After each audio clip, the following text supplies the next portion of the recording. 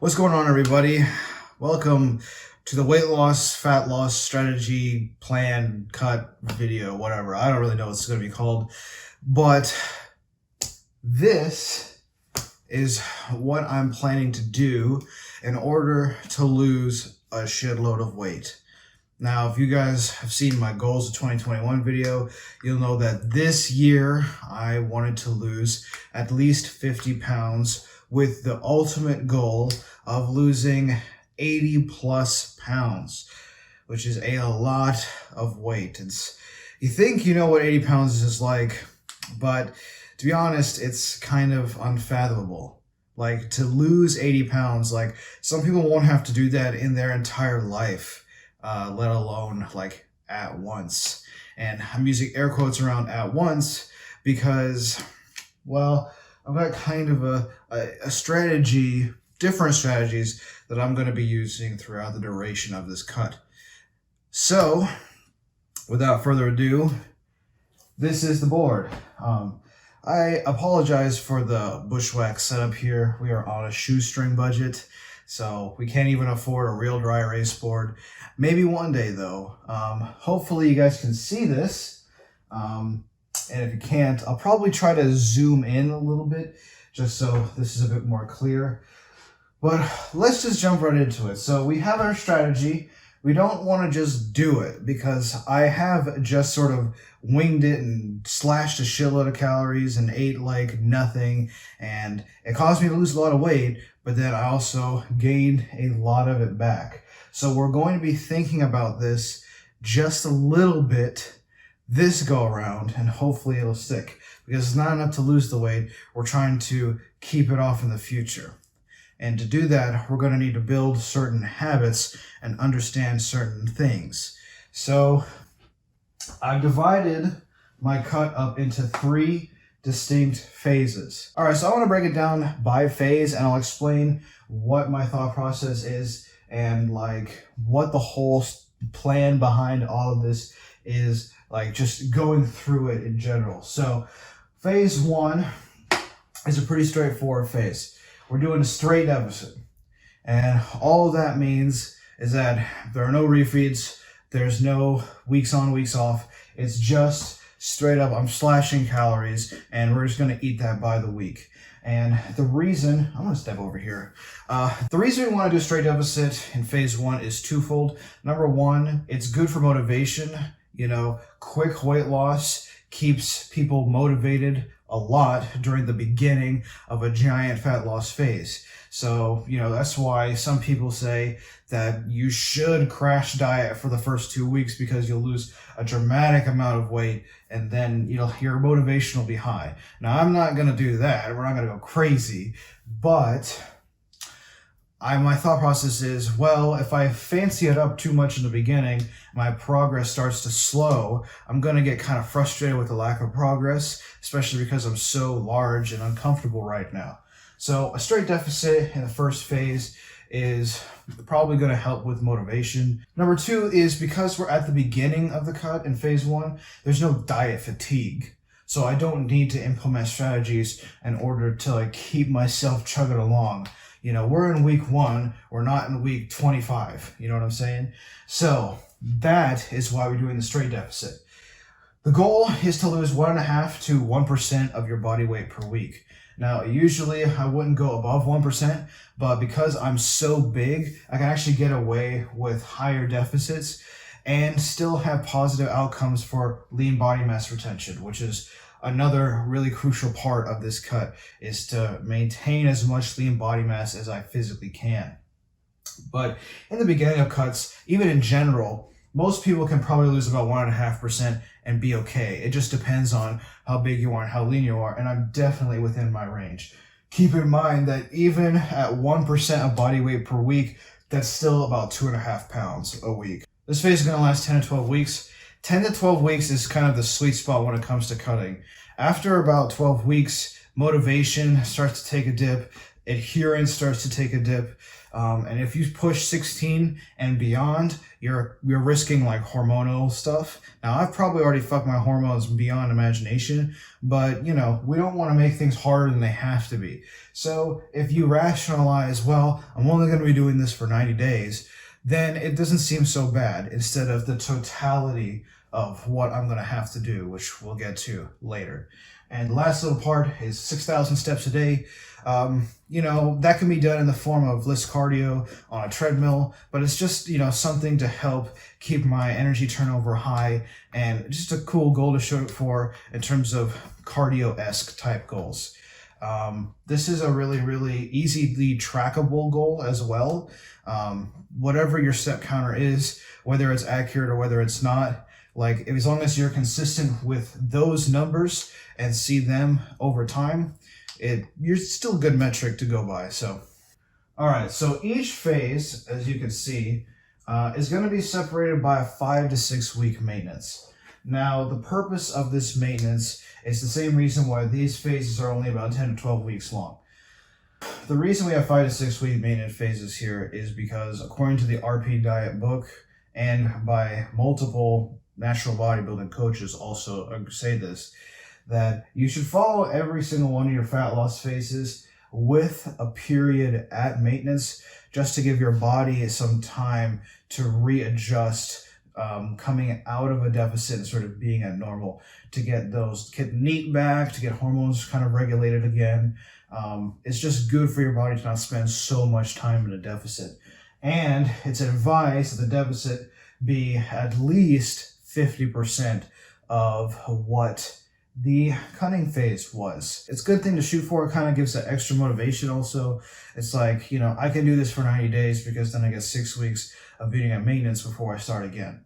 And, the goal also is lean mass retention, and periods of time in maintenance is probably more than likely going to be positive for that as well. So that's the 5 to 6 week maintenance phase explained. They separate each phase. And obviously there will be one at the very, very end, but it's not on the board, but it will be one at the end before I go into my next phase, which I don't know what that's going to be.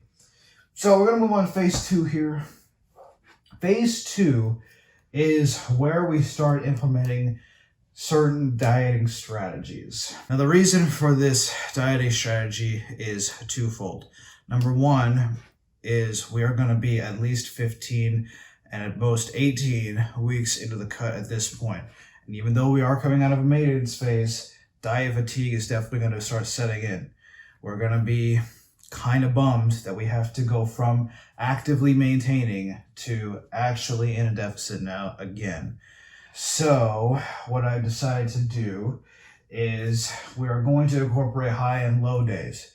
So basically, there's this concept that was talked about in the 3DMJ podcast, episode number 143, entitled All About Refeeds, of having intra-week refeeds during your fat loss phases.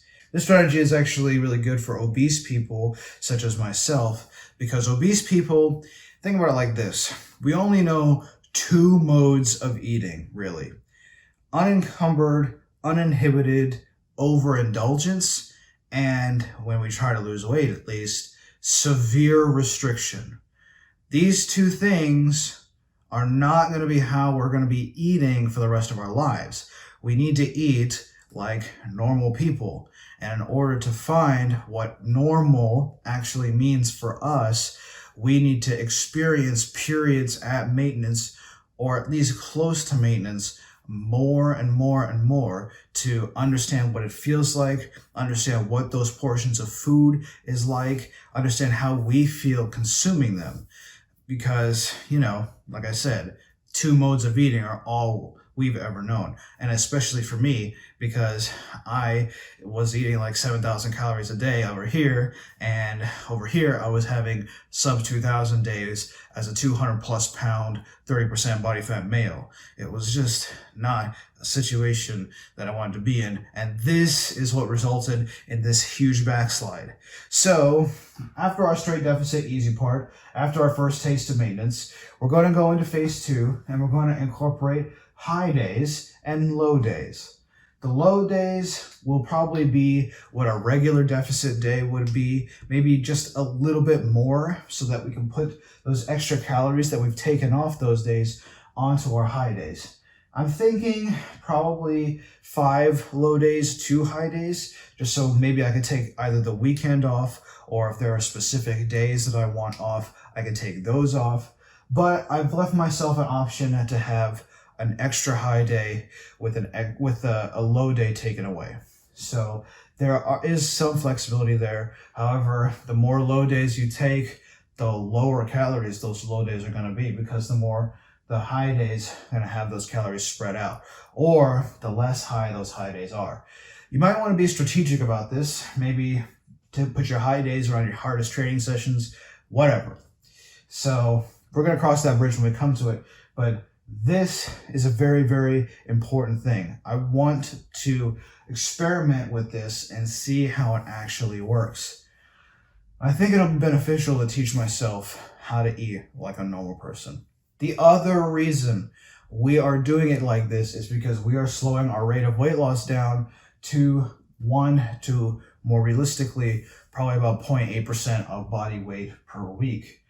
Again, the leaner we get and the more time we spend in a deficit, the more likely our lean mass is going to be taken from us rather than fat mass. And although we do want to lose 80 plus pounds of weight, we want as much of that weight to be fat as possible. So slowing your rate of weight loss down is a good way to not lose all your gains when you're cutting. It's still, a reasonable amount of weight loss per week, as to not feel like I'm just doing nothing, but again, also maximizing the gains. Throughout this whole time, we're still trying to get stronger. So, we want to maximize gains as much as possible. Again, we're probably going to look at a 10 to 12 week phase of dieting. Once again, it's just a sweet spot. Just really, it's kind of just like you do 12 weeks and it's nothing, right? And we're upping our step count up to probably about 8,000. This might just be an extra cardio session, maybe start incorporating morning and evening walks, or if we were already doing that over here, just morning and evening walks in the same day.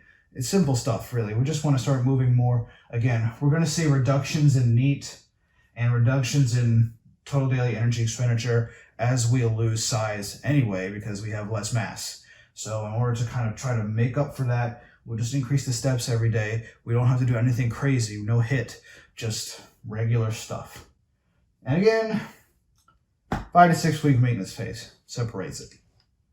Also, I just want to say that this maintenance phase not going to be the same as this maintenance phase, because I'm going to be leaner here, which means my maintenance will be less, so I won't use the same maintenance calories. So one of the reasons I didn't want to talk about calories and macros specifically in this video, just because that would overcomplicate things way, way, way too much, and it would just be like, that's a bridge we're going to have to cross when we come to it anyway. Moving on to phase 3. Phase 3 is probably going to be the most interesting phase. So in phase 3, I am going to implement a strategy that Omar Isuf used in 2019 when he ran a cut under Dr. Eric Helms. He did a cut that was very similar to that, in which he had weeks at a time where he was at a deficit and then weeks at a time where he was at maintenance within the same fat loss phase. So that's what I thought I would experiment with as well. Again, we are nearing the end of the cut, so, motivation is probably going to be at an all-time low, just because we're so fatigued. I mean, if we go with the maximum amount of time, we're 46 weeks into this cut. That's a long time to be cutting and still not really be that close to our goal. So this phase is hopefully going to take us the whole way. And I just thought the way that Omar did it was really, really interesting. And even in a period of like 13 weeks, he lost like 18 pounds and his body fat percentage dropped pretty significantly relative to that weight loss. So I thought I would experiment with that. Our rate of weight loss is slowing again. We're probably not going to lose this low, which is 0.5%, but we're definitely not at 1% per body weight per week, because at this stage of the game, you know, losing 2 pounds per week is probably not necessarily a good idea, but probably somewhere in between this range, especially because we got 3 weeks on and 2 weeks off, which hopefully will give us a bit of a reprieve, and also will make training a lot more fun, and maybe even make this cutting seem like it's not actually cutting, which would be the ultimate win, is if we can diet and we don't feel like we're dieting. That would be awesome. And that's kind of what Omar was talking about in the video that he did. I'll link it in the description. But yeah, it was basically like this. This phase is going to be just a little bit longer because of the maintenance weeks. So I've just extended it just a little bit, 13 to 15 weeks.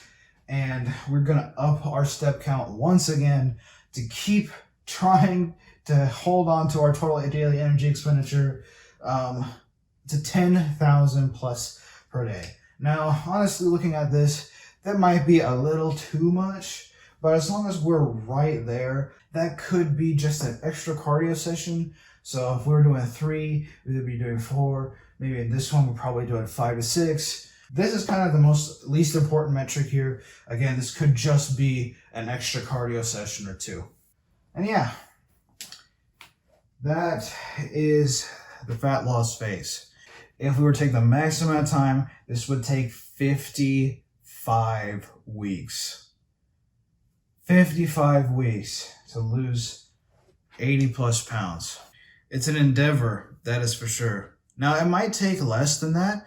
I mean, hell, you know, if I lose a significant amount of portion of my body weight in any of these phases to where I think if I start cutting more, I'm just going to be losing more lean mass versus fat mass, I might cap the phase there. For example, if I do something ridiculous like lose 40 pounds in 8 weeks, I'm going to just cut it right there, and the maintenance phase would only be 4 weeks long.